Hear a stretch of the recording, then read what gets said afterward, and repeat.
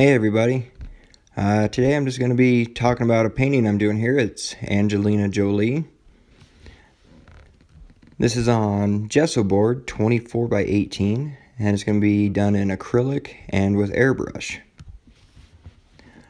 I already have it lightly sketched out on this piece of gesso board here, and as you can see I'm looking down and I have a reference photo there on the ground. My studio is a little bit of a mess, so I kind of just put one of my tabletop easels on a stool here and we're just kind of going with it. I'm just starting off here with some Mars Black, and we're just starting with the eyes and just starting to lay in some features here.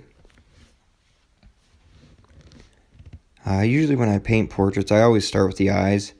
I think that's the most important piece of any portrait is the eyes. That's how you can tell anyone apart.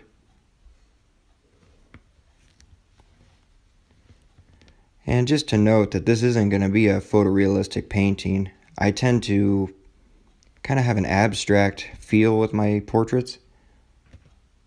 I've never really been into going with photorealistic portraits.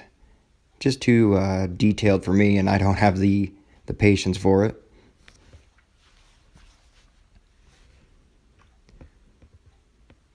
And basically at this stage all we're doing is just laying in the basic features, trying to get an idea of where we're going. When I start portraits like this, I usually have a silhouette feel with it. And these usually look good, really good in black and white, but I just like doing this way. Adding color afterwards I think really makes it stand out.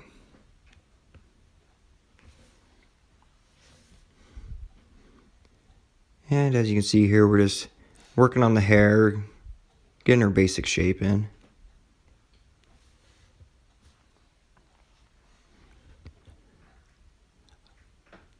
I really like using gesso board for a lot of portraits. It's really smooth, really easy to work with.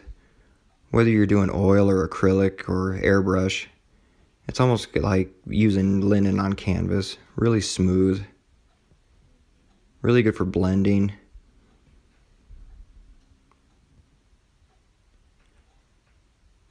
And right here we're just adding in the other eye. Just getting the basics in. Usually pretty important to lay down an okay foundation when you're starting this sort of stuff.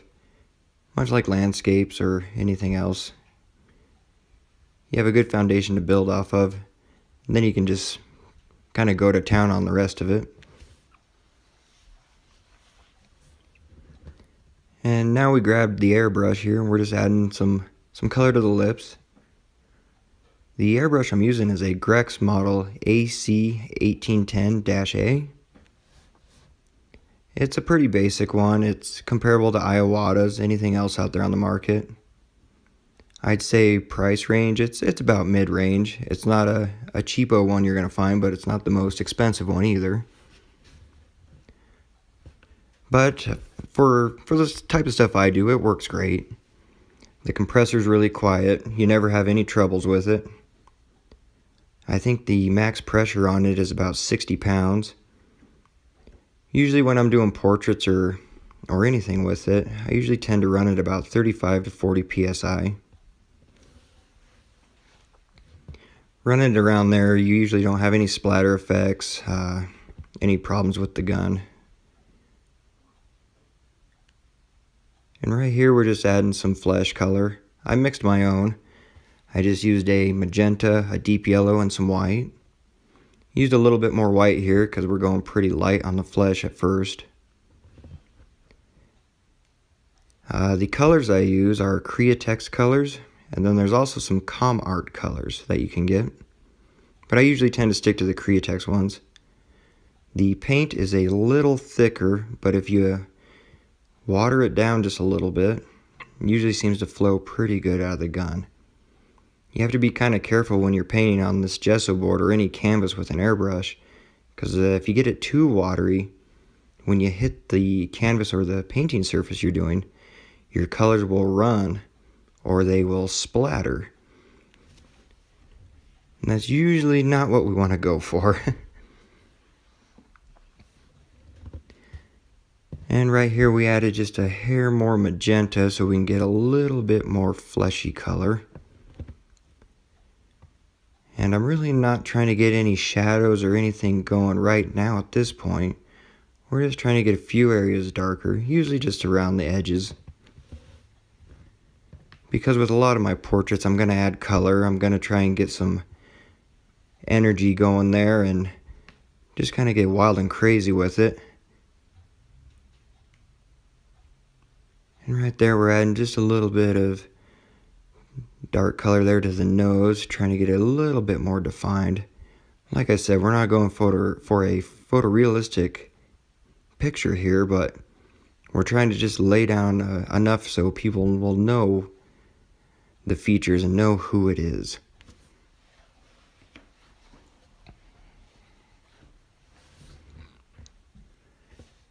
And right here we're switching back to the brush and just using some acrylic. We're using Mars Black here just to fill in.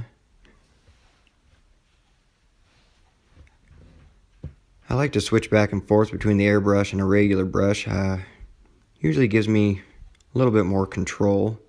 This probably would have been a little bit easier with the airbrush just filling it in, but seeing how this gesso board, I wanted to just have a little bit more control. The airbrush, like I said, on gesso board or canvas, if you're not careful with your fluidity on your colors, it can run and just not look right.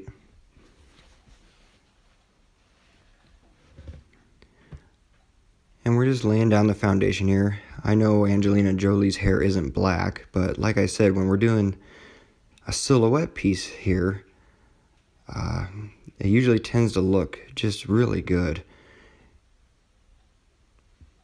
But of course, when we're getting into the details later on, we'll highlight it a little bit here and there and make it stand out a little bit better.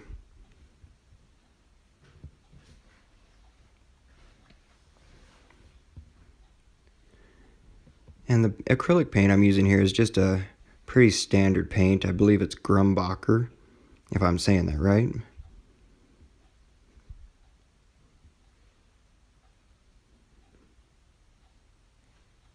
And we're just going around filling in still, trying to get an idea of where we're going. Usually when I'm doing hair or anything on a man or a woman on my portraits, I usually paint it very big and very large, usually more exaggerated than it actually is. That way if I need to take a little bit out, I can just paint over it.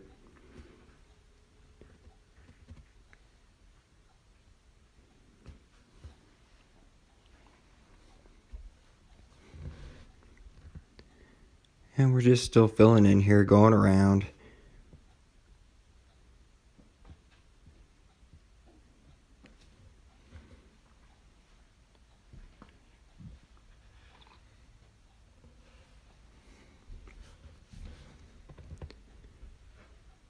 But this gesso board, it works really well for portraits. I usually tend to stick more to canvas or poster board. That works really well for portraits, excuse me. Poster board, just normal paper, works really well with airbrush.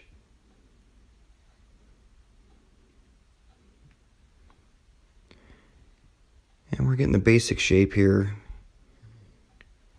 Doing some funky things here. The reference photo I have doesn't look like this at all. I'm kind of going crazy here with her hair, just throwing in some curls and whatever.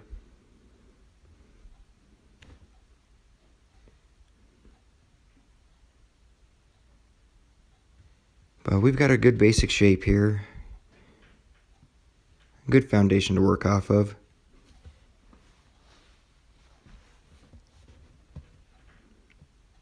And now we're going to go in with a liner brush and just kind of add a little bit more features to the eyes. Work on her eyelashes there a little bit. And move down to the lips and try and get them a little bit more defined there. I went a little bit crazy with the airbrush, and like I said, it got a little bit of overspray, so got a little red in spots where I didn't, but that's okay. That's stuff we can always fix later.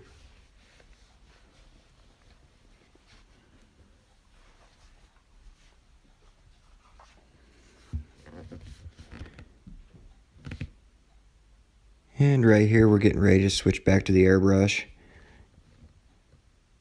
This airbrush is really nice. I have a coupler on the hose that connects to the gun, and it has a feature that allows how much air is going through the gun. So this will really help when you're trying to, with your spray effect. It'll allow how much paint's coming in or out. So this way you can get as close as you want and not have to worry about having too much or not enough. And right here we're using a sap green. It's thinned down a little bit. We added just a hair of white. We're going around the edges here, just adding some shadows.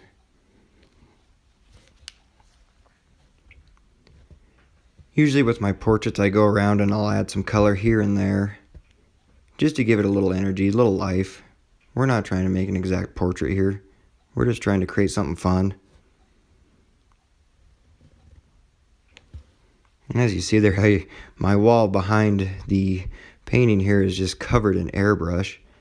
I use one wall in my studio to test out things. Because if you don't get the right fluidity of your paint here, it can be very unforgiving.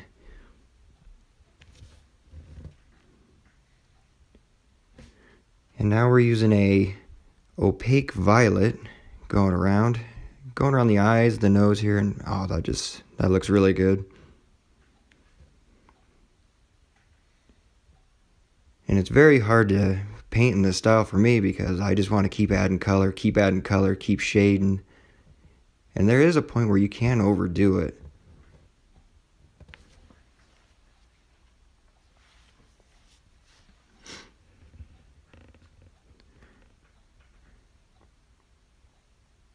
And we're just going around, still adding a little color here and there.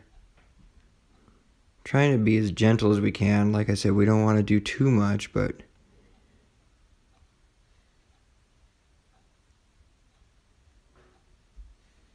and this color right here is a phthalo blue.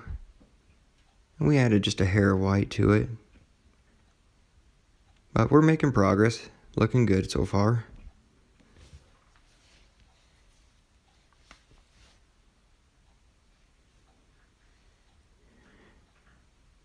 And right here we're using a opaque carmine, just straight carmine, no white or anything to it. And we're going around in the background filling in.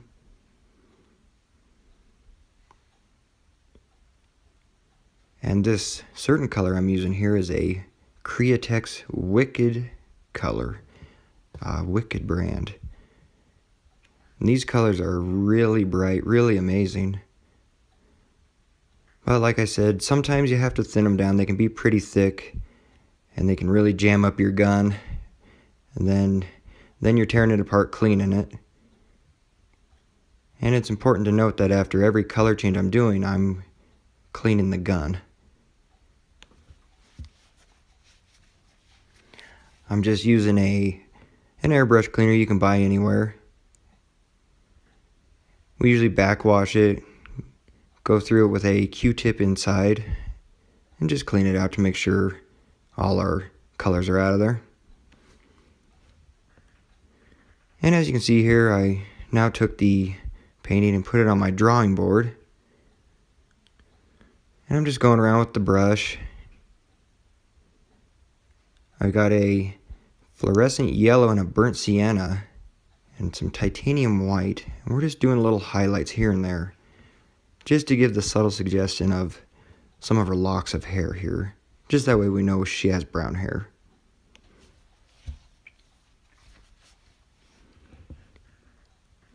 And as you can see, even on the cheeks there, I didn't videotape it, but I've added a little titanium white there to her nose and her cheeks. I got a little too much with the airbrush there, and her cheekbones were looking a little too defined there, looking a little too weird.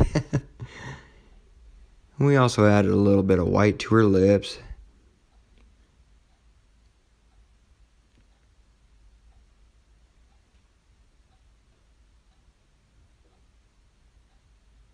And right here we're adding some white around some edges. Going around her eyes.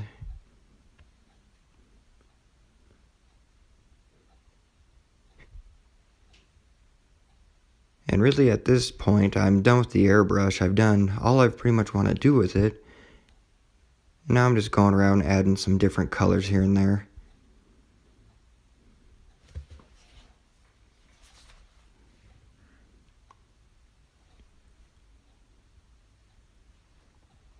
And this is just straight up titanium white here, we're just adding. And we're blending in everything, just kind of adding the features here.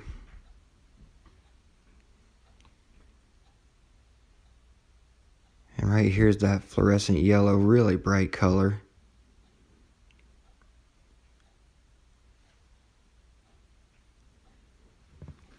These type of portraits are really neat to look at. Far away you can tell who it is, but when you get up really close to it, you see all these dabs of color and different things blended together, and really makes them stand out apart from other portraits out there. And as you can see here up on top, I changed the hairstyle a bit. I blocked it in more instead of having this crazy wild effect going on. But I think it's looking good here so far.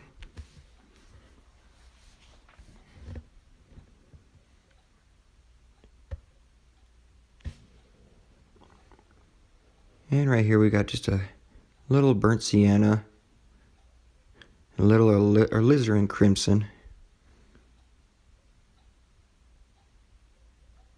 Just trying to blend all our colors together, that way it's not too blotchy. Which in some spots it is, but that's what we're going for. And we're just using a simple liner brush here, adding a few more doodads. And this is still just a burnt sienna white mix. And here we come signing the name. And we've got a finished portrait. And here's the portrait out in open light instead of my studio light. Well everybody, thanks for watching. If you like this video, subscribe